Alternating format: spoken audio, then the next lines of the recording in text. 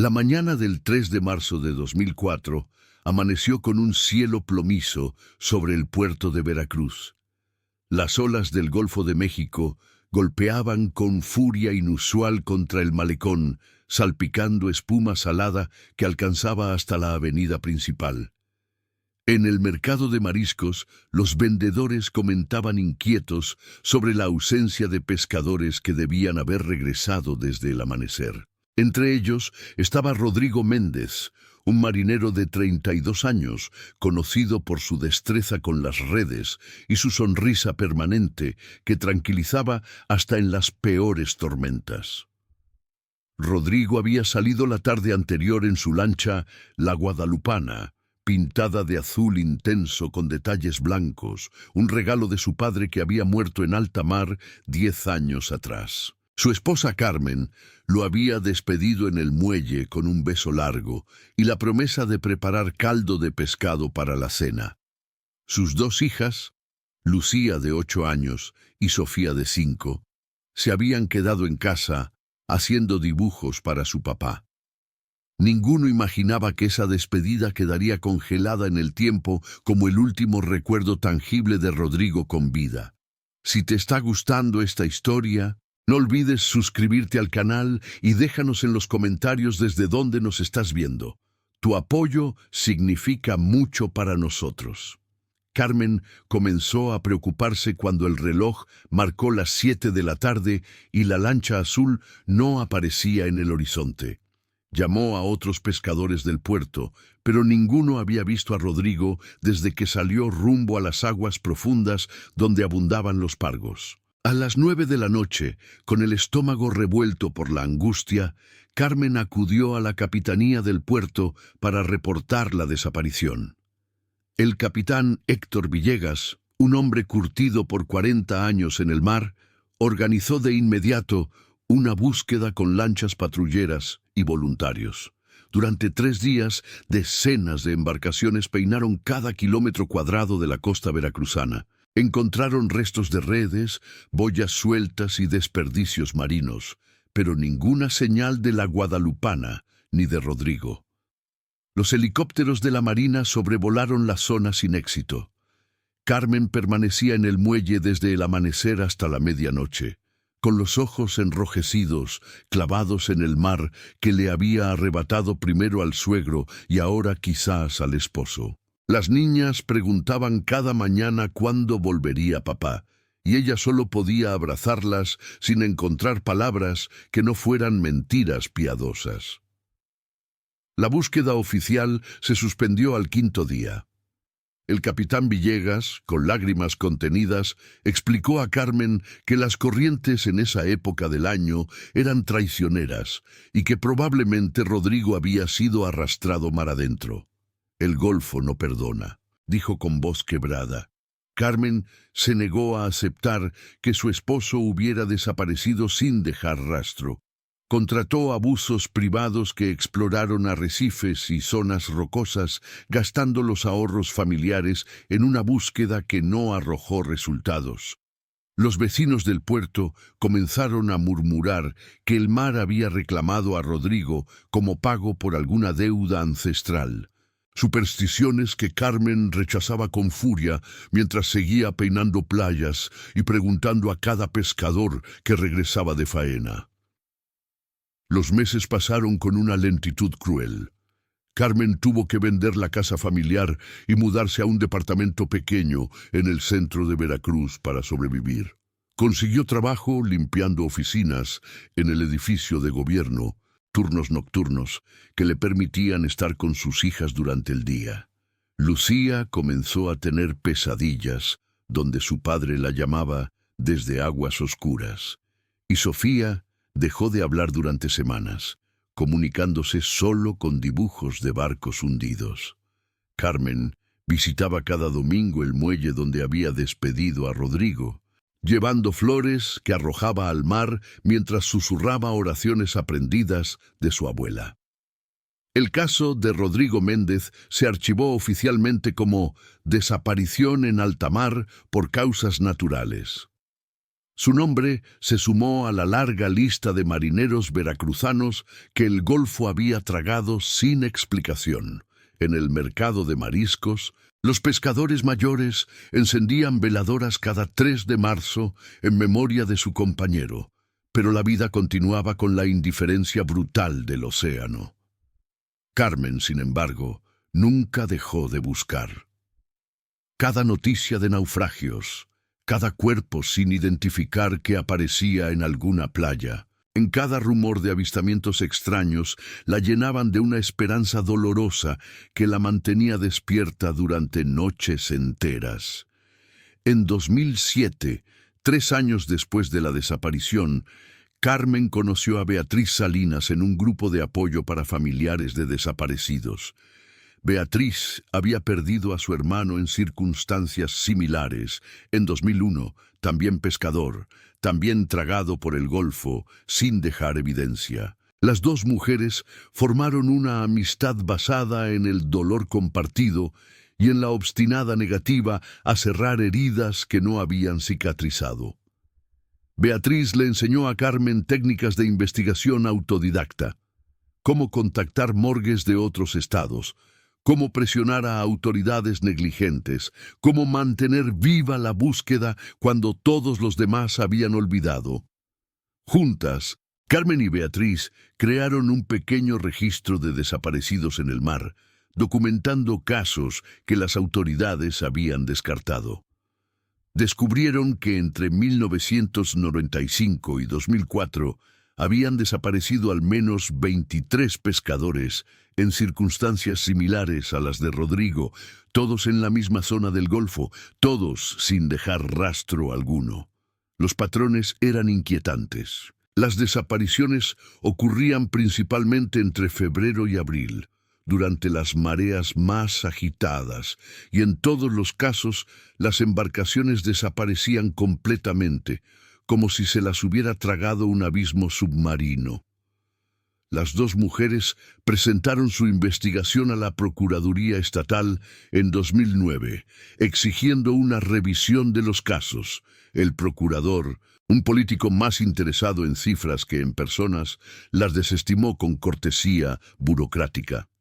«Son tragedias del mar, señoras», explicó mientras firmaba documentos sin mirarlas. «No hay evidencia de actividad criminal». Carmen golpeó el escritorio con ambas manos, su voz rompiéndose. Mi esposo no era una estadística. Tenía nombre, tenía familia, tenía futuro. Pero las palabras rebotaron contra paredes de indiferencia institucional. Los años transformaron a Carmen en una mujer diferente. Su rostro perdió la suavidad juvenil y adquirió ángulos duros, marcados por noches sin dormir y días de frustración. Lucía y Sofía crecieron con la ausencia de su padre como una sombra permanente, aprendiendo a navegar cumpleaños, graduaciones y festividades con un asiento vacío en la mesa. Lucía desarrolló un interés obsesivo por la oceanografía, estudiando las corrientes del Golfo como si en sus patrones pudiera encontrar respuestas sobre qué había pasado con su padre. Sofía, la más pequeña, apenas recordaba el rostro de Rodrigo sin ayuda de fotografías, y esa amnesia involuntaria la llenaba de culpa que expresaba en silencios largos. En 2015, 11 años después de la desaparición, Beatriz enfermó gravemente. El cáncer que le diagnosticaron fue rápido y despiadado. En su lecho de muerte, tomó las manos de Carmen y le hizo prometer que no abandonaría la búsqueda. «Alguien tiene que saber qué pasó con nuestros hombres», susurró con voz debilitada. «No dejes que el olvido sea su tumba definitiva».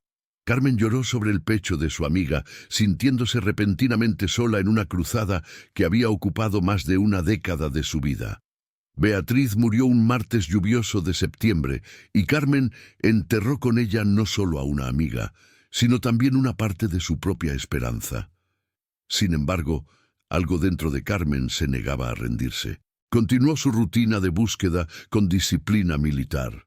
Cada fin de semana recorría diferentes tramos de la costa veracruzana, preguntando a pescadores viejos, revisando archivos municipales, fotografiando cualquier resto de embarcación que las olas depositaran en la arena.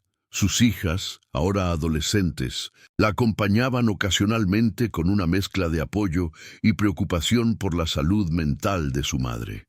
«Mamá, ya pasaron muchos años», le decía Lucía con suavidad. «Tal vez deberías dejarlo ir». Pero Carmen no podía. No sabía cómo soltar algo que se había convertido en el eje central de su existencia. El invierno de 2019 trajo consigo una serie de tormentas inusuales al Golfo de México. Meteorólogos hablaban de patrones climáticos alterados, de corrientes cambiantes y mareas más extremas que las registradas en décadas. En enero de 2020, una tormenta particularmente violenta azotó la costa veracruzana durante 3 días consecutivos. El mar se tragó parte del malecón, inundó calles enteras y obligó a evacuar barrios costeros. Cuando finalmente amainó, la playa lucía irreconocible. La arena había sido redistribuida. Formaciones rocosas antes enterradas emergían como huesos viejos, y el paisaje familiar se había transformado en un territorio extraño. Carmen, como era su costumbre después de cada tormenta, recorrió la playa tan pronto como las autoridades permitieron el acceso.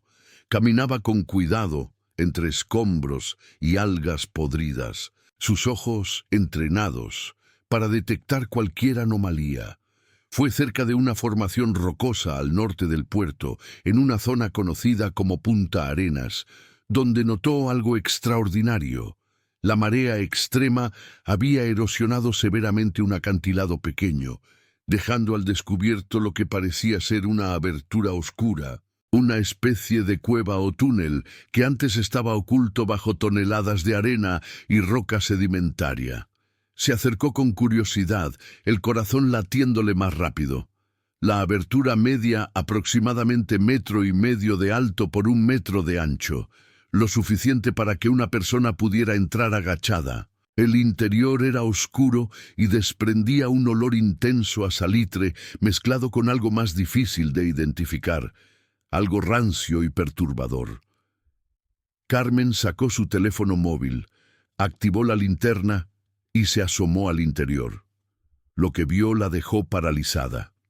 El túnel se extendía hacia adentro de la roca.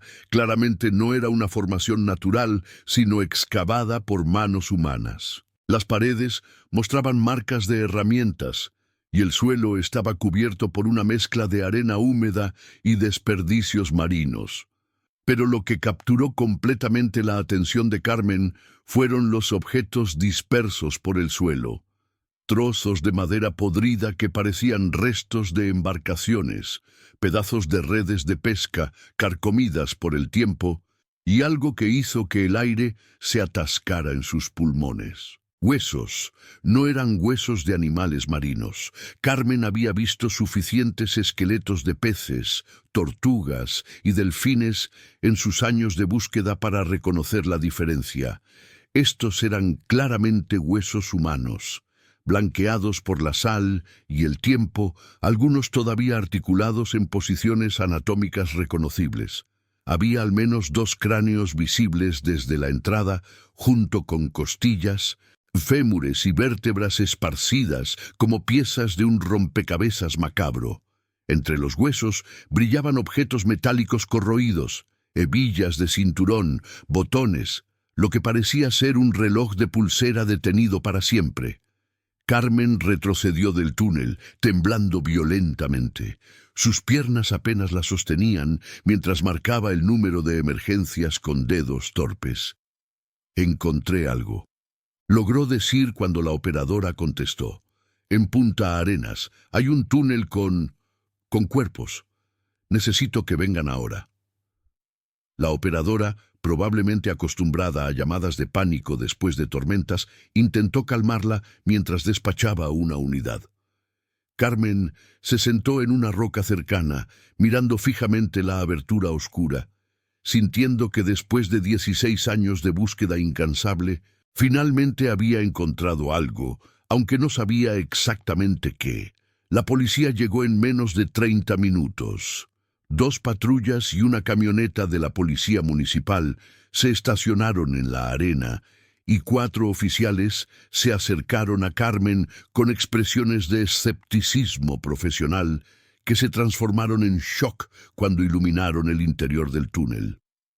El comandante Ramírez, un hombre robusto con bigote espeso, ordenó inmediatamente acordonar el área y llamar a la policía estatal y a la unidad de investigación forense.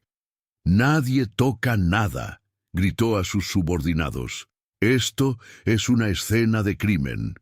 En las horas siguientes, Punta Arenas se convirtió en un hervidero de actividad.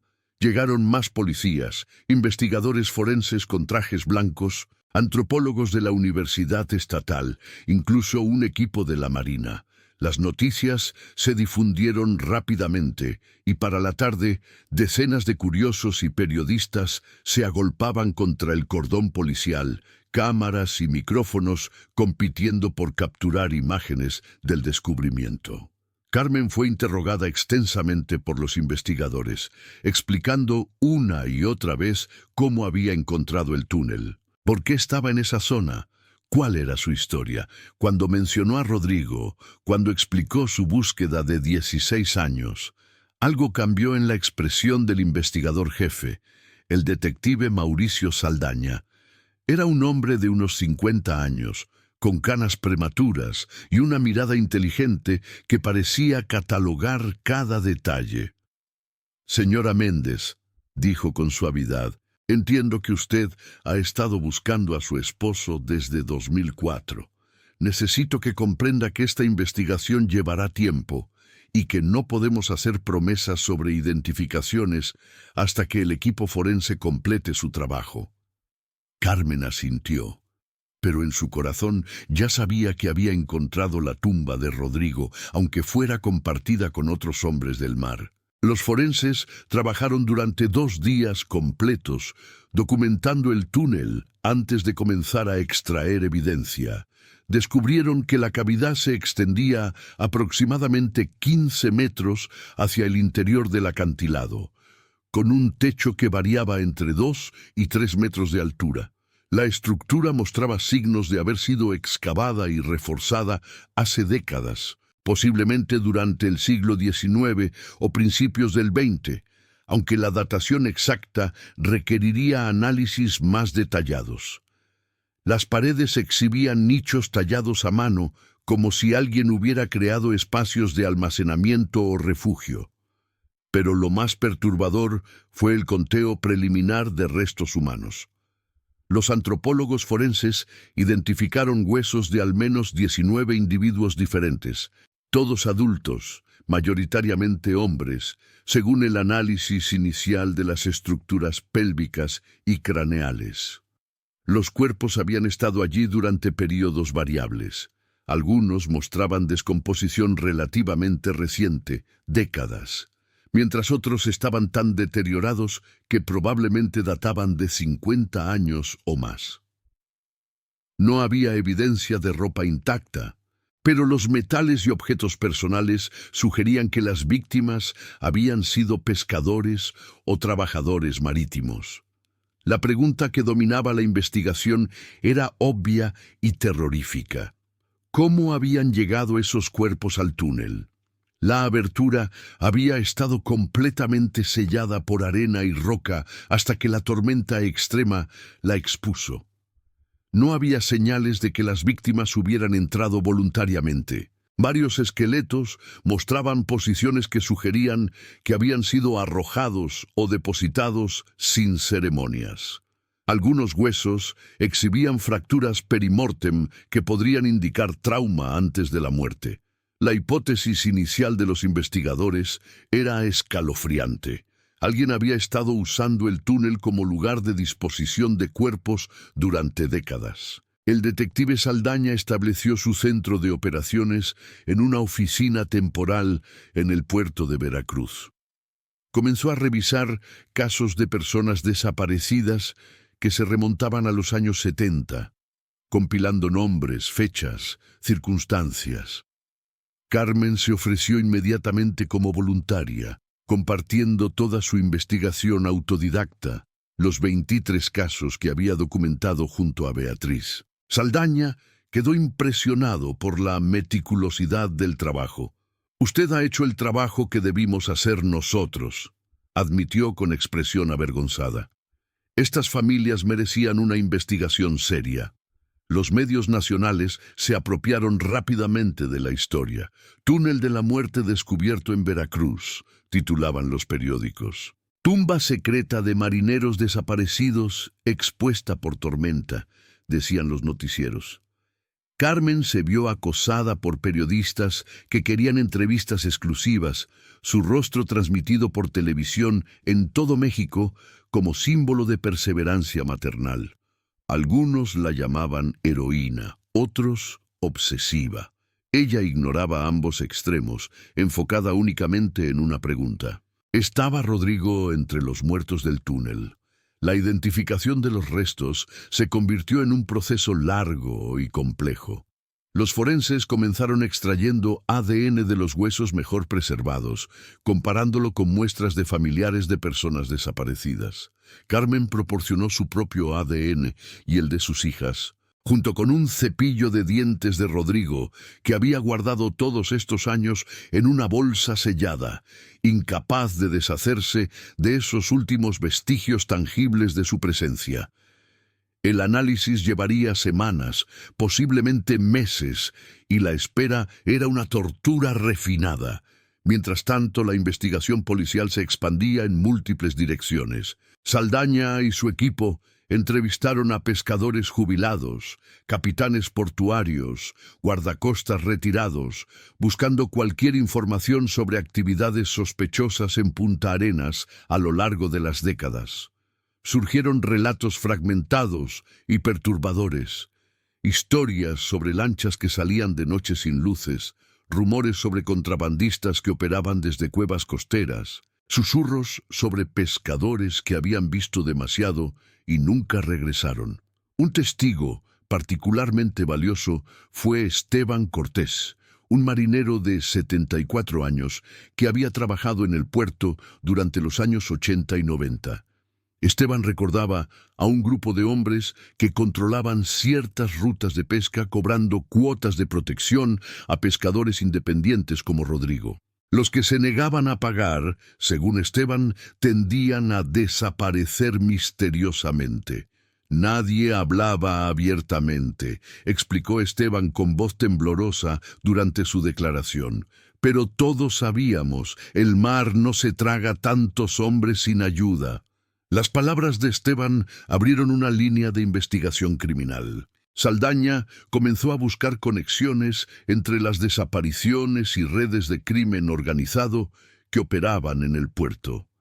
El tráfico de drogas había usado puertos veracruzanos como puntos de entrada desde los años 70, y no era descabellado pensar que organizaciones criminales habían eliminado testigos inconvenientes, marineros que habían visto embarques ilegales, o que simplemente estaban en el lugar equivocado en el momento equivocado. El túnel de Punta Arenas habría sido el lugar perfecto para deshacerse de cuerpos, remoto, oculto, accesible solo por mar o por caminos costeros poco transitados. Sin embargo, probar estas conexiones décadas después era extraordinariamente difícil. Muchos de los supuestos perpetradores habían muerto, estaban en prisión por otros delitos o habían desaparecido en la estructura cambiante del crimen organizado mexicano. Los registros de los 80 y 90 eran fragmentarios, muchos destruidos deliberadamente o perdidos en la corrupción burocrática. Saldaña se encontraba reconstruyendo crímenes cometidos antes de que existieran bases de datos digitales, cuando las investigaciones dependían de papel y memoria humana, ambos notoriamente frágiles. Carmen participaba en la investigación desde los márgenes, proporcionando información y contactos con otras familias de desaparecidos. Organizó una reunión en el centro comunitario del puerto, invitando a todos los que habían perdido seres queridos en el mar. Vinieron 37 personas, cada una con una historia de pérdida que resonaba con las demás. Había madres que habían buscado a hijos desaparecidos, esposas como Carmen que nunca dejaron de esperar, hermanos que cargaban con culpa de sobreviviente. En esa sala llena de dolor compartido, se formó una especie de comunidad, un grupo de apoyo mutuo, construido sobre la ausencia y la búsqueda de verdad. Entre los asistentes estaba Marta Delgado, cuyo marido Javier había desaparecido en 1998 en circunstancias casi idénticas a las de Rodrigo.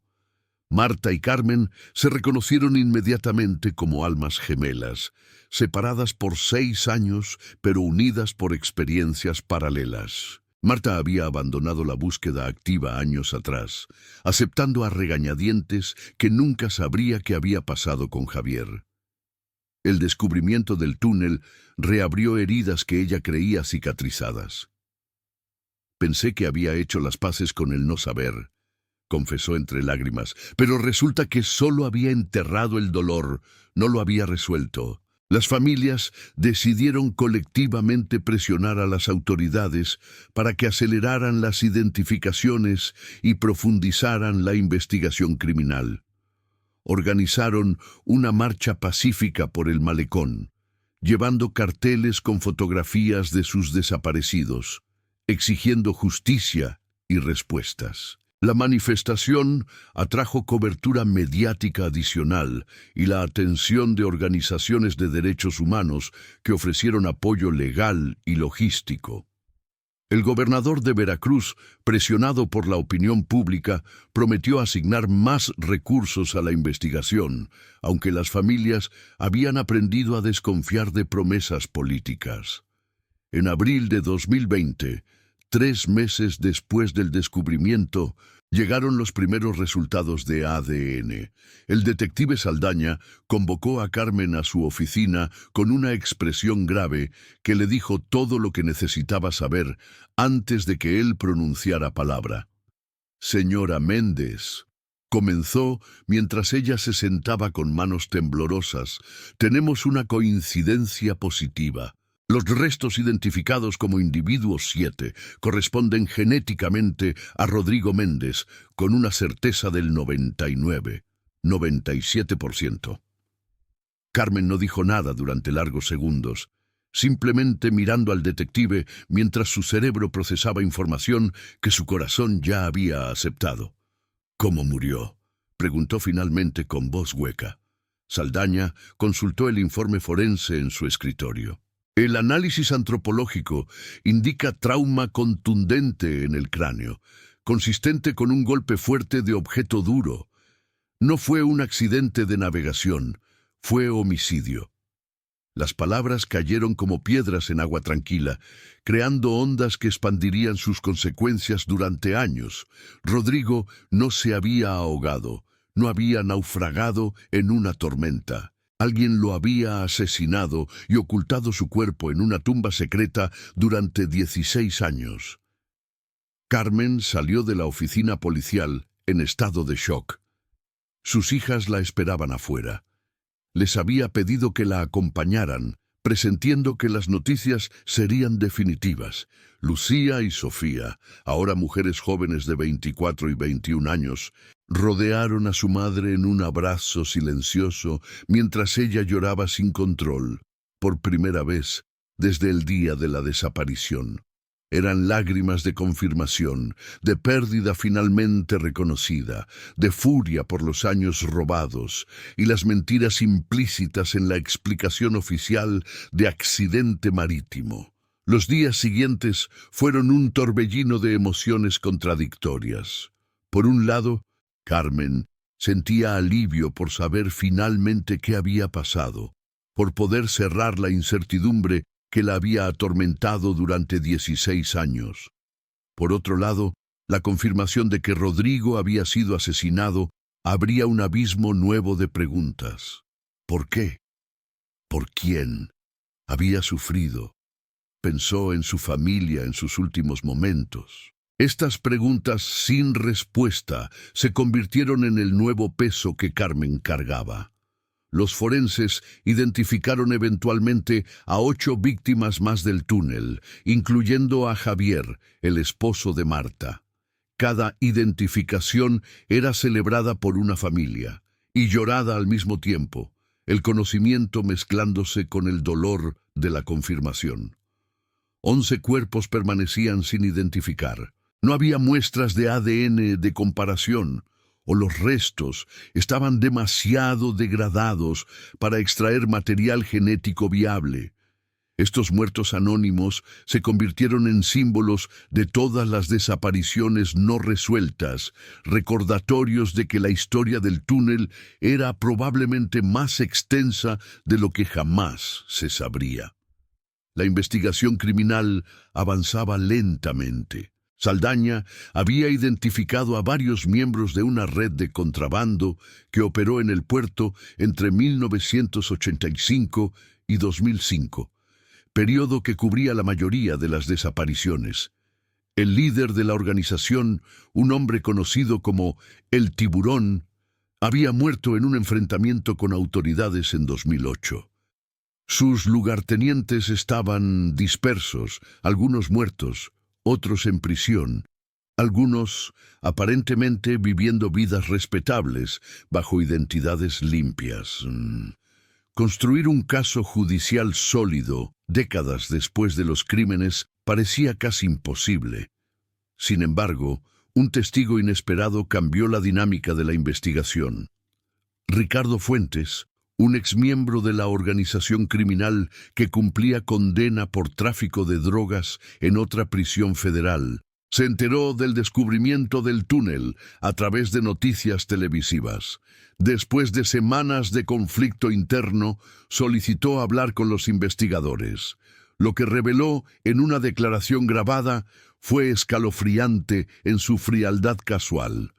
Según Fuentes, El Tiburón había ordenado la eliminación de varios pescadores que habían presenciado descargas nocturnas de drogas en puntos remotos de la costa. Los marineros eran interceptados en alta mar, sus embarcaciones hundidas con explosivos y sus cuerpos transportados al túnel de Punta Arenas, que la organización había descubierto décadas atrás y adaptado como cementerio clandestino.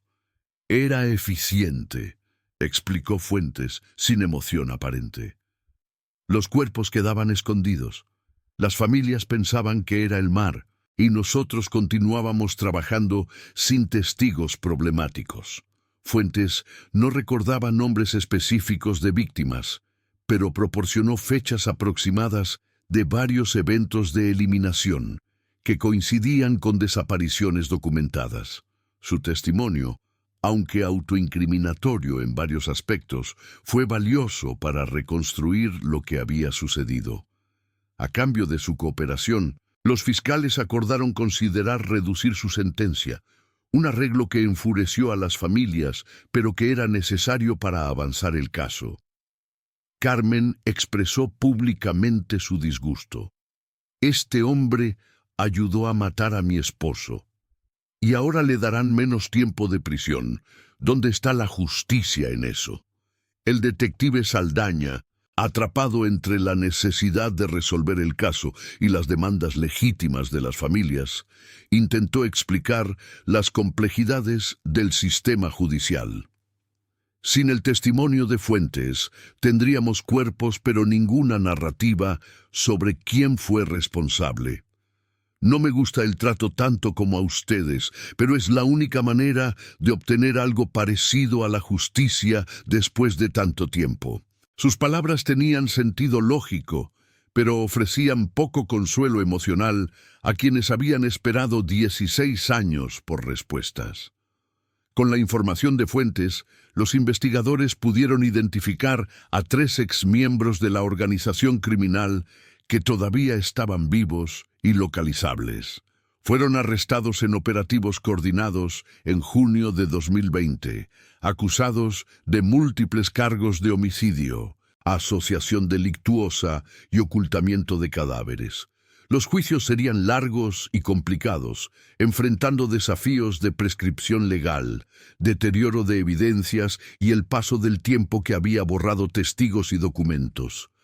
Los abogados defensores argumentarían que era imposible garantizar un juicio justo décadas después de los supuestos crímenes. Mientras el sistema judicial avanzaba con su lentitud característica, las familias se enfocaron en un objetivo más personal: darle sepultura digna a sus muertos.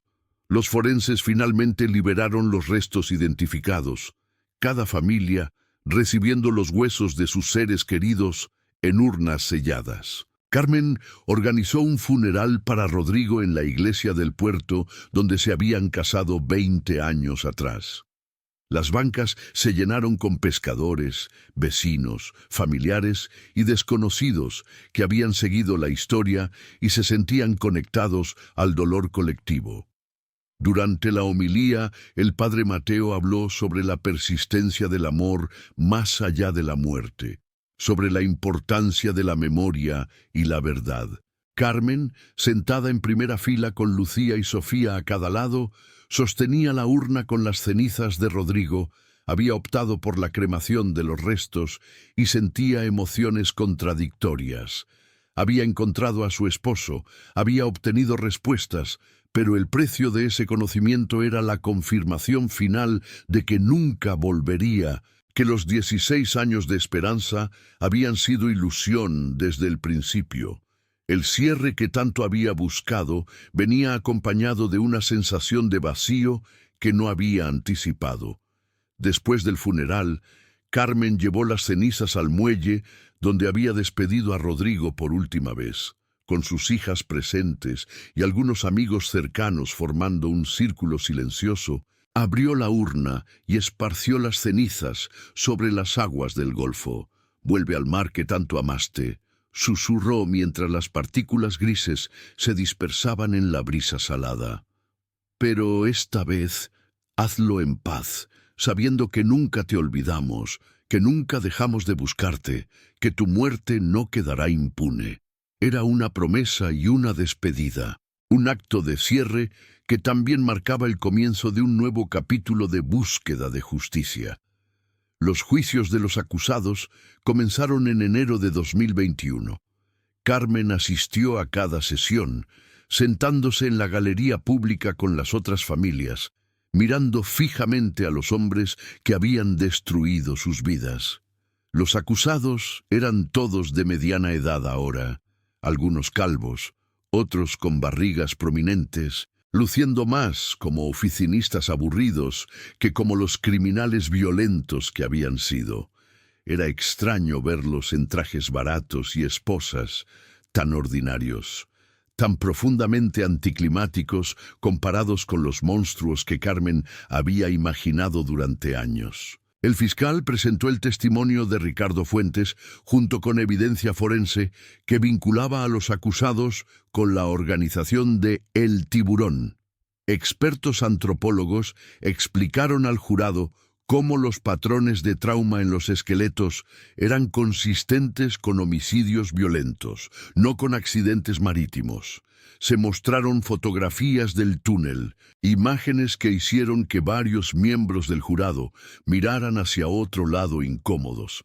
La defensa argumentó falta de evidencia directa, señalando que ningún testigo había visto a los acusados específicamente matar a las víctimas, que el testimonio de Fuentes no era confiable dado su propio historial criminal.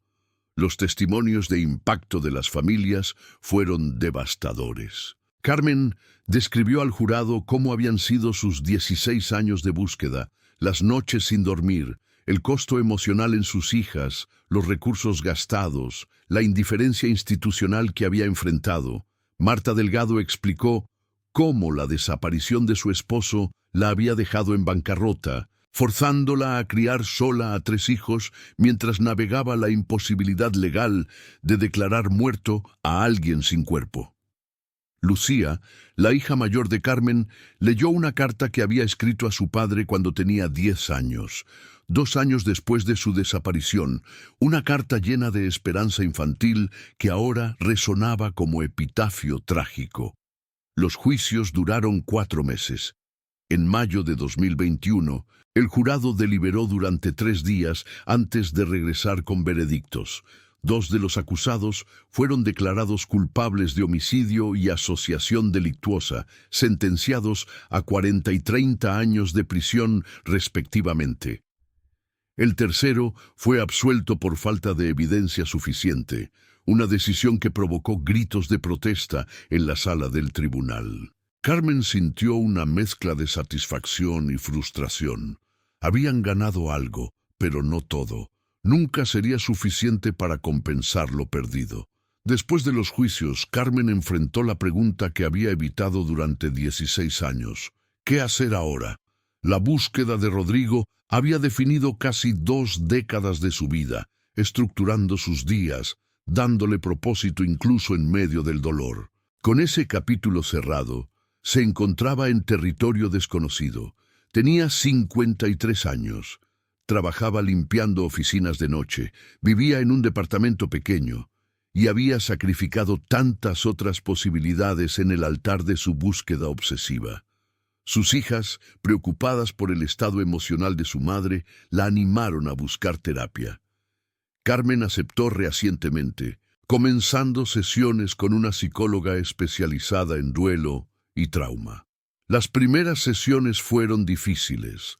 Carmen había construido una identidad alrededor de ser la esposa que nunca dejó de buscar, y desmantelar esa identidad para descubrir quién era más allá de la búsqueda requería trabajo doloroso. La psicóloga le ayudó a entender que había experimentado duelo ambiguo durante 16 años, una forma de pérdida particularmente traumática porque la ausencia de cierre impide procesar el dolor normalmente.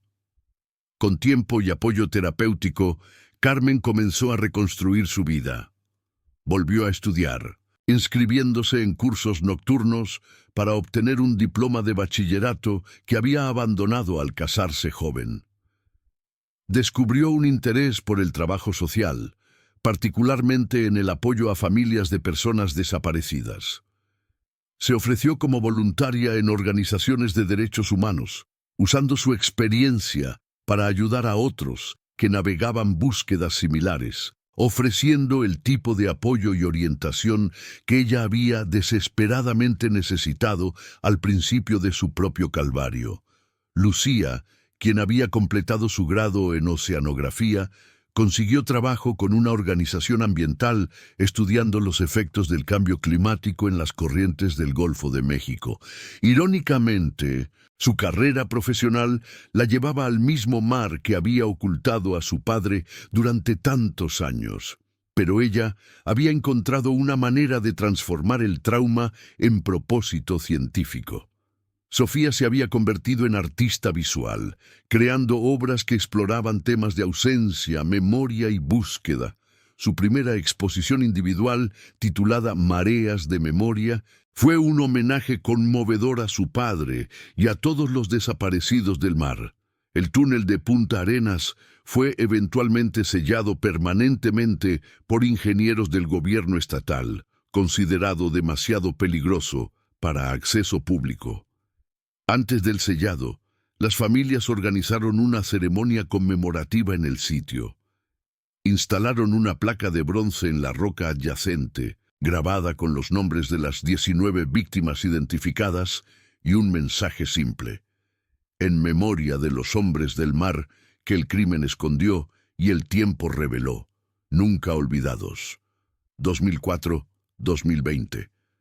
Carmen plantó flores silvestres alrededor de la placa, especies nativas resistentes a la sal que esperaba sobrevivirían las tormentas futuras.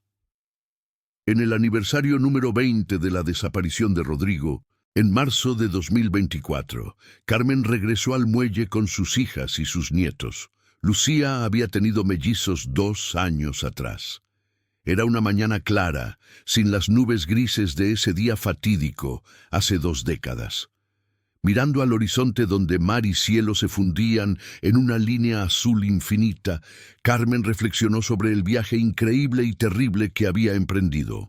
Había perdido 20 años de su vida buscando a un hombre muerto, pero en ese proceso había encontrado fortaleza que no sabía poseer. Había conectado con comunidades de dolor compartido. Había forzado un sistema negligente a reconocer injusticias sistemáticas. ¿Crees que papá estaría orgulloso?, preguntó Sofía, sosteniendo a uno de los mellizos en sus brazos. Carmen consideró la pregunta cuidadosamente. «Tu padre era un hombre bueno y simple», respondió finalmente. Amaba el mar, amaba su familia, no pedía mucho de la vida. Creo que estaría conmocionado por todo esto, honestamente.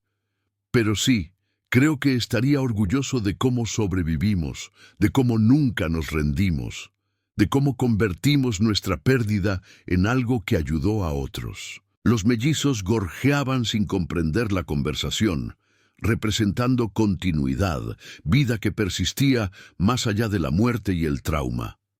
El caso del túnel de Punta Arenas tuvo repercusiones que se extendieron mucho más allá de las familias directamente afectadas.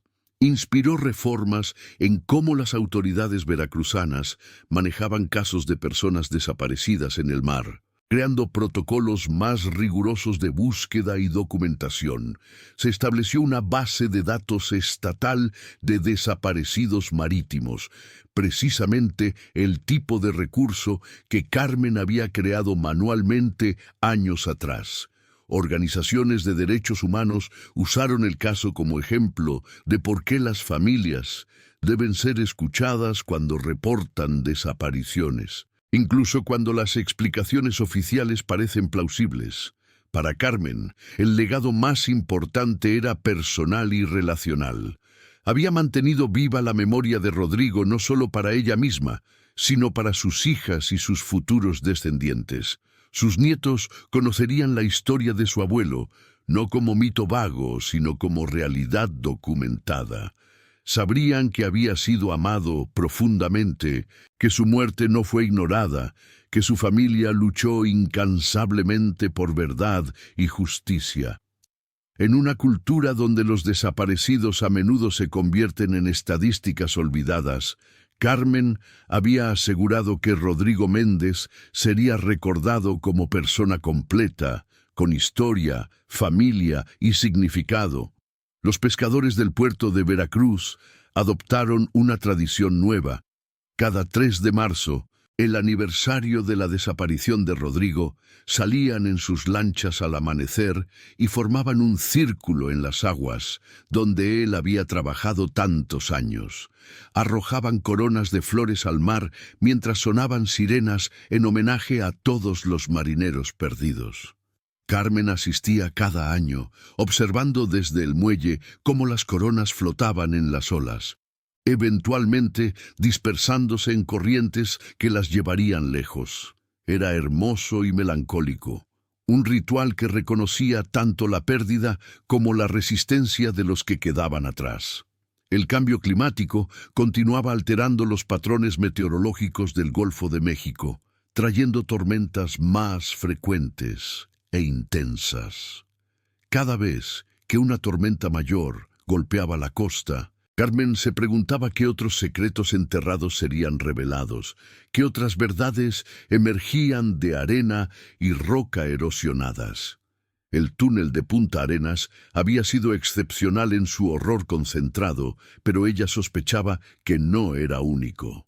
El litoral mexicano era extenso, con incontables bahías, cuevas y formaciones costeras donde crímenes similares podrían haber ocurrido sin descubrirse nunca. En 2025, Carmen publicó un libro sobre su experiencia, titulado Contra la marea, una búsqueda de verdad en el Golfo de México. El libro combinaba memoria personal con investigación periodística sobre el caso del túnel y el contexto más amplio de desapariciones relacionadas con crimen organizado. Se convirtió en bestseller regional y atrajo atención internacional a problemas de violencia criminal e impunidad en México. Carmen donó todas las ganancias a organizaciones que apoyaban familias de desaparecidos, sintiendo que monetizar su dolor sería obsceno, pero que compartir su historia para ayudar a otros era imperativo moral. Las entrevistas promocionales del libro fueron emocionalmente agotadoras, pero también catárticas. Periodistas preguntaban una y otra vez, ¿cómo mantuvo la esperanza durante 16 años? La respuesta de Carmen era siempre la misma. No era esperanza exactamente, era imposibilidad de aceptar no saber. El no saber es una forma de tortura que destruye lentamente. Necesitaba saber, incluso si la verdad era terrible, porque la incertidumbre era insoportable. Sus palabras resonaban con miles de familias mexicanas que navegaban desapariciones similares, y el libro se convirtió en texto casi sagrado en comunidades de búsqueda. Sofía utilizó la plataforma del libro de su madre para lanzar su propia campaña artística, creando murales en espacios públicos de Veracruz que honraban a víctimas de violencia y desaparición. Sus murales combinaban rostros fotorrealistas con elementos abstractos que representaban ausencia y memoria. El mural más impactante fue pintado en el edificio que daba al malecón, visible desde kilómetros de distancia, mostrando el rostro de Rodrigo mirando hacia el mar, rodeado por olas estilizadas que se transformaban en manos, alcanzando hacia la luz. Turistas y locales se detenían a fotografiarlo, preguntando sobre la historia detrás de la imagen, extendiendo así el alcance de la memoria. Lucía, en su trabajo oceanográfico, descubrió que las mismas corrientes que habían complicado las búsquedas de personas desaparecidas estaban cambiando dramáticamente debido al calentamiento global. Publicó estudios científicos que advertían sobre aumento en la frecuencia de eventos meteorológicos extremos en el Golfo, prediciendo que tormentas como la que había expuesto el túnel se volverían más comunes. Su trabajo tenía aplicaciones prácticas para mejorar protocolos de seguridad marítima, potencialmente salvando vidas de futuros pescadores. Era su forma de honrar a su padre, usando ciencia para proteger a otros de destinos similares. En el verano de 2025, 20 años y algunos meses después de la desaparición original, Carmen recibió una llamada inesperada del detective Saldaña, ahora retirado. Había estado revisando archivos viejos como parte de un proyecto de memoria histórica y había descubierto documentos que sugerían que autoridades portuarias habían tenido sospechas sobre actividades criminales en Punta Arenas ya en los años 90. Nunca investigaron adecuadamente por negligencia, complicidad o miedo. «Pensé que debías saber», dijo Saldaña con voz cansada. «Hubo oportunidades de descubrir el túnel años antes. Si alguien hubiera actuado, tu esposo podría estar vivo». La revelación fue dolorosa pero no sorprendente. Carmen había aprendido durante sus años de búsqueda que las instituciones mexicanas a menudo fallaban espectacularmente en proteger a ciudadanos ordinarios, especialmente a los pobres y marginados como los pescadores. La corrupción, la incompetencia y la indiferencia creaban espacios donde el crimen prosperaba sin consecuencias. El conocimiento de que Rodrigo podría haberse salvado si las autoridades hubieran hecho su trabajo añadía una capa adicional de furia a su duelo, pero también reafirmaba la importancia del trabajo de memoria y justicia que ella había emprendido. Carmen compartió la información de Saldaña con periodistas investigadores que estaban trabajando en un documental sobre el caso del túnel. El documental, estrenado en 2026, exploró no solo las circunstancias específicas de las muertes, sino también el contexto sistémico que las había permitido. Entrevistó a exfuncionarios corruptos que admitieron haber aceptado sobornos para ignorar actividades sospechosas, a policías que confesaron haber sido amenazados para no investigar demasiado, a sobrevivientes de la organización criminal que explicaron cómo el sistema de impunidad había facilitado décadas de violencia. El documental ganó premios internacionales y renovó presión pública para reformas institucionales. Las reformas implementadas fueron modestas pero significativas. El gobierno estatal estableció una comisión independiente para revisar casos de desapariciones no resueltas, asignando recursos específicos y personal entrenado. Se creó un fondo de compensación para familias de víctimas de violencia criminal. Reconocimiento financiero inadecuado, pero al menos simbólicamente importante del daño causado.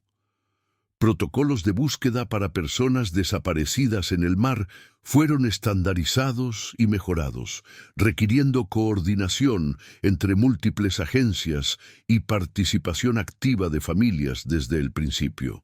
Carmen fue invitada a servir en la Comisión de Revisión de Casos No Resueltos, posición que aceptó con ambivalencia. Por un lado, representaba reconocimiento de su expertise y compromiso. Por otro, significaba continuar inmersa en dolor y trauma, ahora no solo el propio, sino el de docenas de otras familias. Decidió aceptar por tiempo limitado, 3 años, con la condición de que recibiría apoyo psicológico continuo. Si mi experiencia puede ayudar, aunque sea a una familia, a encontrar respuestas más rápido de lo que yo las encontré, explicó, entonces vale la pena el costo emocional. A través de su trabajo en la comisión, Carmen ayudó a resolver 7 casos adicionales de desapariciones marítimas, conectando evidencia antigua con nuevas técnicas forenses, presionando a testigos reacios a hablar, navegando burocracia con experiencia ganada dolorosamente. Cada caso resuelto traía cierre a una familia, pero también reabría las heridas de Carmen, recordándole constantemente su propia pérdida. Su psicóloga la ayudó a establecer límites más saludables, a reconocer que no podía salvar a todos, que cuidarse a sí misma no era egoísmo, sino necesidad para sostener trabajo de largo plazo. En marzo de 2029, 25 años después de la desaparición de Rodrigo, Carmen organizó un evento conmemorativo grande en el puerto de Veracruz. Invitó a todas las familias de personas desaparecidas en el mar, no solo las del túnel de Punta Arenas, sino de toda la costa veracruzana. Vinieron más de 300 personas, creando un mar humano de dolor compartido, pero también de resistencia colectiva. Instalaron una escultura permanente en el malecón, una figura abstracta de bronce representando a un marinero mirando al horizonte, con una placa que listaba los nombres de todos los desaparecidos conocidos. Durante el evento, Carmen dio un discurso que había escrito y reescrito docenas de veces. Habló sobre la importancia de la memoria, sobre cómo recordar a los muertos es acto de resistencia contra fuerzas que preferirían que fueran olvidados. Habló sobre la fortaleza que encontró en comunidad, en conectar con otros que entendían su dolor sin necesidad de explicaciones. Y habló sobre esperanza, no la esperanza ingenua de que los muertos regresarían, sino la esperanza más madura de que sus muertes significarían algo, de que sus historias inspirarían cambios que protegerían a futuros hijos, esposos, hermanos.